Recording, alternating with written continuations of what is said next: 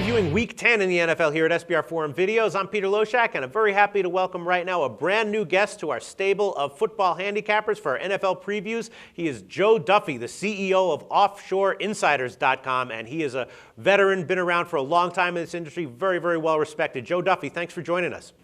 Thank you, Peter, for having me on. Great site, and I'm very honored to be on it. Yeah, we're very honored to have you. And we talked a little bit about your bio in one of our college football previews earlier in the Texas A&M Alabama game. But for anyone who didn't see that, tell us a little bit, very briefly, what your bio, your career, your history is. I got my first start in the industry way back when in the old dial sports days. Those of you who are 40 plus, you may remember the early days of ESPN. They used to have those cheerleader commercials, 900-976-1313. I was an announcer on the score phones, and then immediately upon graduating college in 1988, I came to work, moved to Atlanta, worked for the free score phones, and also started becoming a professional handicapper full-time with the 900 number, the Amazing Cadillac Club, or JD of the ACC, is what I was known as at the time. And I've been in this industry ever since, and now I'm CEO of OffshoreInsiders.com. Went from the score phones to completely on the internet at Offshore Insiders. Excellent. Awesome. Well, you're a very well-respected person in the industry, and I'm very honored to have you here. But as I told you in our other video, we don't care if you hit 75% in college football totals in 1994. We need winners this week, Week 10 NFL. What have you done for me lately? That is absolutely positively what it is in this industry. All right, let's see what you have to say about Cowboys at Eagles. The Eagles are a 1-point home underdog. This line has moved a bit in favor of the Cowboys. The Cowboys opened up as a small dog. Total's 44.5. This is like two very dysfunctional teams. I'm always looking to bet against both of them every week. Here they are playing each other. Dallas 3-5 against the spread on the year. Philly 1-6-1 against the spread on the year. Michael Vick looked like he was having all kinds of trouble last week. The offensive line is terrible. They're not even giving him any protection. I guess I would lean towards the Cowboys here, but betting on Tony Romo that's also something that makes me very nervous. Why'd you pick this game? What do you like?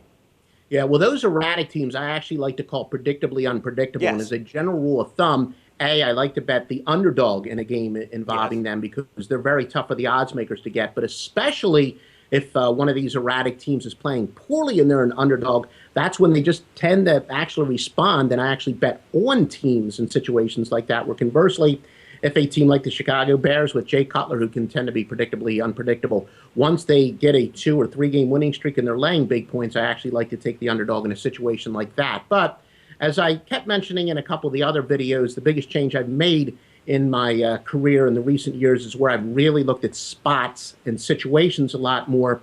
And I also have noticed once you hear the public claiming that a team is quote unquote quit on their coach, unless it's late in the year where you're talking about a team that has no chance at making the playoffs and it's week 16 or 17, that's malarkey. Mm-hmm. You don't make it this far by quitting in the middle of the season.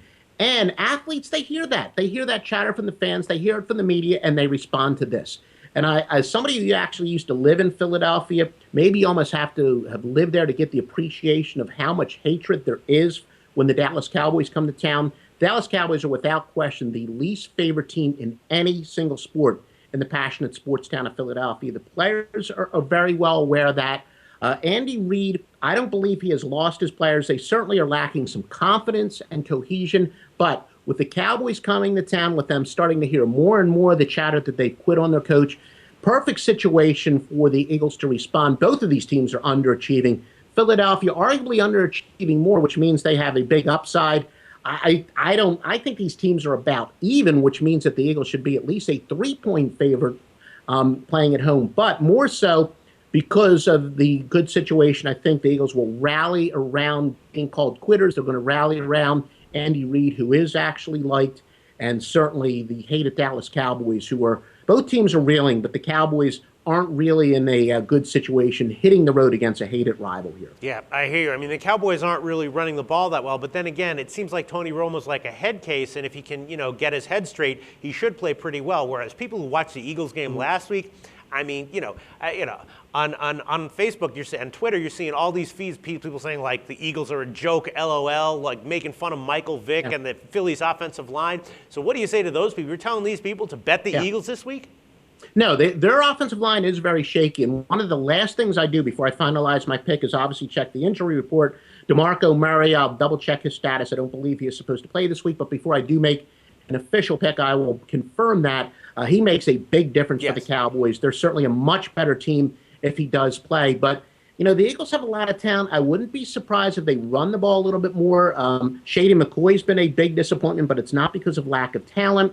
We know that they made the big change with Juan Castillo that hasn't worked out very well, but that's going to be a little bit of an adjustment period.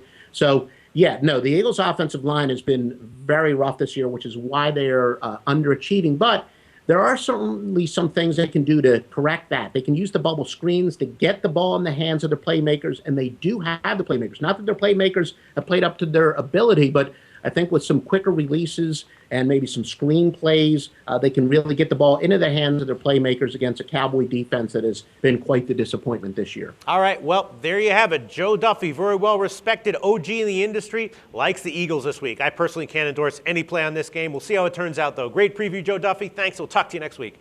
All right, thank you, Peter.